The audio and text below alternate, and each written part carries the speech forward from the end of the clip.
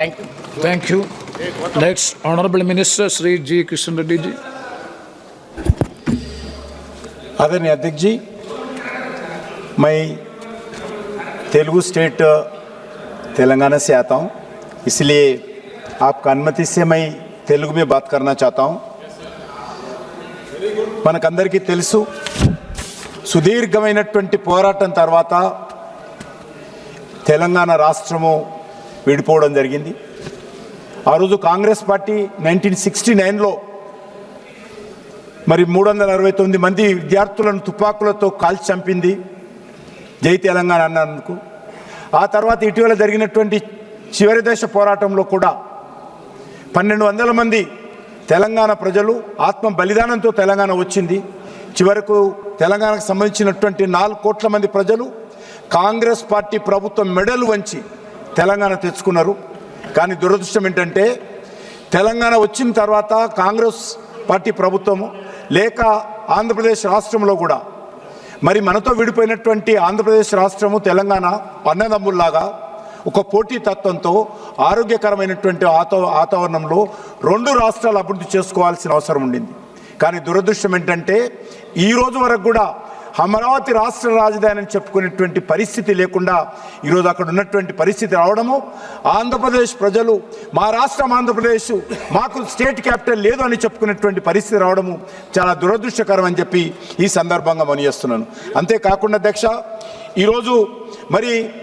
ఈరోజు బిల్లులో మాట్లాడుతూ కొంతమంది కాంగ్రెస్ పార్టీ సంబంధించినటువంటి సభ్యులు మాకు ఎయిర్పోర్ట్ లేదని చెప్తా ఉన్నారు. ఎవరి పాపం అని అడుగుతా ఉన్నాను. ఆంధ్రప్రదేశ్లో 8 ఎయిర్పోర్ట్లు ఉన్నాయంటే ఆ రోజు కాంగ్రెస్ పార్టీ ఏర్పాటు చేసింది. మరి ఈరోజు తెలంగాణలో ఒకే ఒక ఎయిర్పోర్ట్ ఉన్నదంటే మరి ఎవరు పొరపాటు అడుగుతున్నాను. భోగాపురంలో ఇటీవల మోడీ గారు వచ్చిన తర్వాత మరి అద్భుతమైనటువంటి ఎయిర్పోర్ట్ వచ్చింది. విశాఖపట్నంలో ఎయిర్పోర్ట్ గతంలో ఉంది, రాజమండ్రిలో ఉండింది, తిరుపతిలో ఉన్నది, అదేవిధంగా మరి పుట్టపర్తిలో ఉంది, కడపలో ఉంది, కర్నూలులో ఉంది.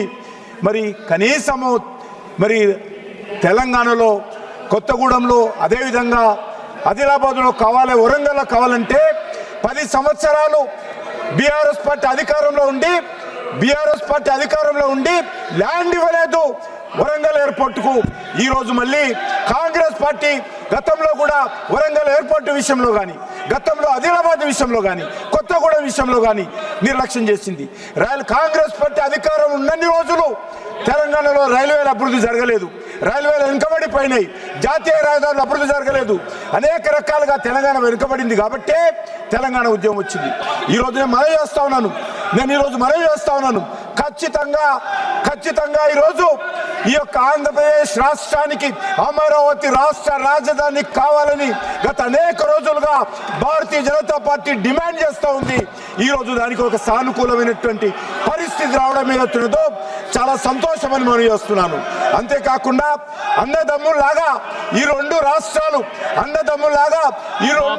అభివృద్ధి చేసుకోవాల్సిన అవసరం ఉంది, వేగవంతమైనటువంటి అభివృద్ధి జరగాల్సిన అవసరం ఉంది. దానికోసమే ఈరోజు తెలంగాణ వచ్చిన తర్వాత కూడా అధ్యక్ష ఆంధ్రప్రదేశ్ లో కూడా ట్రైబల్ యూనివర్సిటీ రావడం జరిగింది.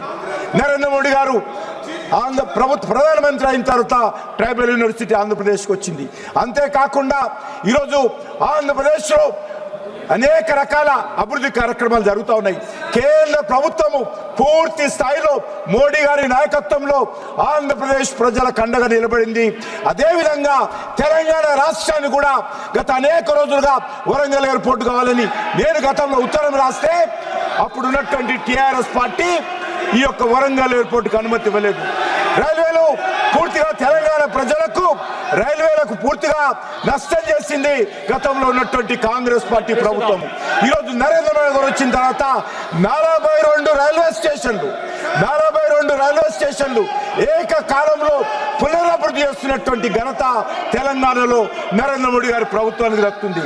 గతంలో ఉన్నటువంటి 2500 కిలోమీటర్ల జాతీయ రహదారి ఉంటే ఈ యొక్క నరేంద్ర మోడీ గారి ప్రభుత్వము గత 11 సంవత్సరాలలో అదనంగా 3000 కిలోమీటర్ల జాతీయ రహదారులు సుమారు 1,30,000 కోట్ల రూపాయల ఖర్చు పెట్టి ఈరోజు తెలంగాణలో జాతీయ రహదారుల అభివృద్ధి జరుగుతూ ఉంది. కాబట్టి మనం చేస్తా ఉన్నాను, తెలంగాణలో అటు కాంగ్రెస్ పార్టీ ఇటు ఆంధ్ర రాష్ట్రంలో కాంగ్రెస్ పార్టీ నిర్లక్ష్యం చేసింది కాబట్టి ఈరోజు ఈ రెండు రాష్ట్రాలలో కూడా నరేంద్ర మోడీ గారు వచ్చిన తర్వాత అభివృద్ధి జరుగుతూ ఉంది. నేను తెలంగాణ ప్రజల తరఫున ఆంధ్ర రాష్ట్రానికి సంబంధించినటువంటి అమరావతి ఏర్పాటుకు మనస్ఫూర్తిగా మద్దతు ఇస్తా ఉన్నాము. ఖచ్చితంగా అమరావతి కూడా అభివృద్ధి జరగాలి, క్యాపిటల్ కూడా అభివృద్ధి జరగాలి. తెలంగాణ కూడా ఈరోజు గతంలో 10 సంవత్సరాలు బీఆర్ఎస్ పార్టీ కుటుంబం దోచుకుంటే ఈరోజు ఆర్ఆర్ ట్యాక్స్ పేరుతో కాంగ్రెస్ పార్టీ తెలంగాణను దోచుకుంటుంది. దీని నుంచి ఈరోజు తెలంగాణ ప్రజలు జాగృతం కావాల్సిన అవసరం ఉంది. ఏ లక్ష్యం కోసమైతే తెలంగాణ తెచ్చుకున్నారో 4 కోట్ల మంది ప్రజలు ఆ లక్ష్యం నెరవేరడం లేదు. ఆ రకంగా తెలంగాణలో కూడా కాంగ్రెస్ పార్టీ గతంలో అలవాటులాగా తెలంగాణ దోపిడీ చేస్తూ ఉంది. ఈరోజు తెలంగాణ ఏర్పడిన తర్వాత అప్పుల రాష్ట్రంగా మార్చేశారు. ఎంతో సదుద్దేశంతో తెలంగాణ ప్రజలు పోరాటం చేస్తే ఆ పోరాటం ఈరోజు నవ్వుల పాలు చేసే విధంగా వ్యవహరిస్తూ ఉన్నారు. కాబట్టి ఈ తెలంగాణను కాపాడుకోవాల్సిన అవసరం ఉంది. ఆంధ్రప్రదేశ్ తెలంగాణ 2 రాష్ట్రాలు కూడా అన్నదమ్ములాగా అభివృద్ధి జరగాల అవసరం ఉందని కోరుకుంటూ సెలవు తీసుకుంటున్నాను. माननीय डॉक्टर श्रीकांत शिंदे जी।